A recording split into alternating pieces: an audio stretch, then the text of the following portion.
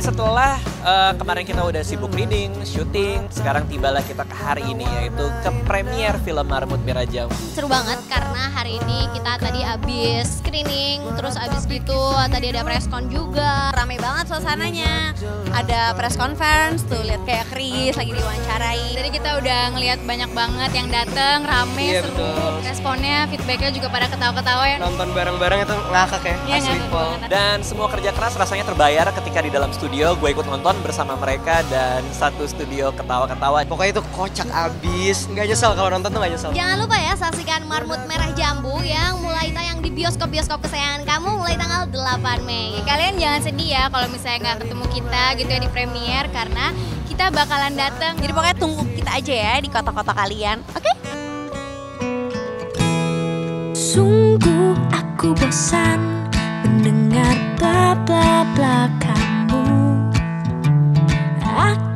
Pengalaman menyutradarai dan bermain itu udah ada dari Malam Minggu Miko. Sedangkan untuk film sendiri berperan sebagai Dika udah di 2 film sebelumnya yang udah dijagain dengan sutradara-sutradara keren lainnya. Dari mulai Nugroho sama Mas Capluk. Jadi dari situ pendapat mereka, saran mereka itu yang saya coba adopsi kepada pengetahuan saya mengenai directing. Semangat saya dalam membuat film adalah selalu untuk belajar.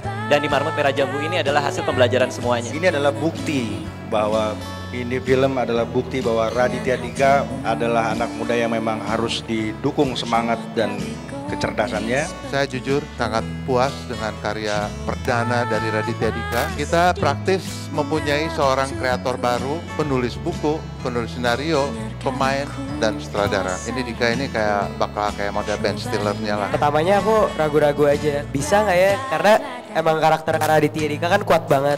Nggak semua orang bisa meranin dia kan. Agak takut juga sih pas casting. Waktu itu pas adegan lagi karate ya, ekspresinya tuh kocak banget. Jadi aku kata-katanya ada yang salah, Dikanya langsung bilang, Franda, karena lo berhadapan langsung sama penulis naskah, gue bisa bilang lo salah kata-katanya. Dicutnya beneran, soalnya disuruh beneran biar sakitnya beneran. Saya sengaja bilang ke yang lain kalau Bertus 2 kali lebih kencang. Seru juga sih maksudnya ngomong sama kamera. Padahal aku nggak tahu Michael itu siapa. Sampai sekarang masih belum tahu Michael itu siapa sebenarnya.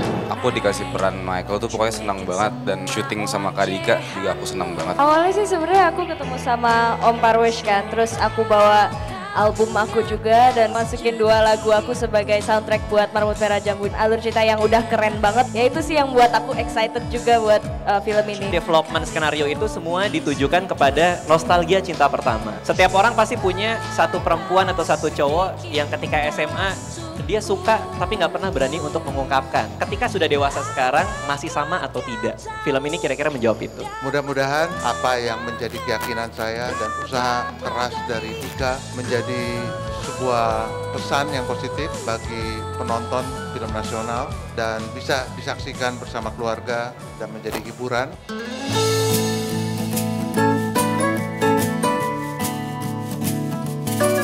Setauku cinta itu random, tak tahu kapan datang. Teman-teman semoga senang dan happy dan ketawa-tawa menyaksikan filmnya. Buktinya indah ini datang. Film ini 100% entertain. Ceritanya sangat-sangat lucu. Filmnya asik, sangat menghibur. Sangat menarik, filmnya bagus. Bisa ditonton sama semua umur. 3 sekawan detektif itu lucu. Pecahnya pas adegan Bertus ya. Saya suka sekali peranannya. Sinsinya dia itu pasti ketawa ngakak. Nontonnya nggak berhenti ketawa dari tadi. Ngakak parah semuanya, bukan cuma gua. Gue pukul ya, itu pecah.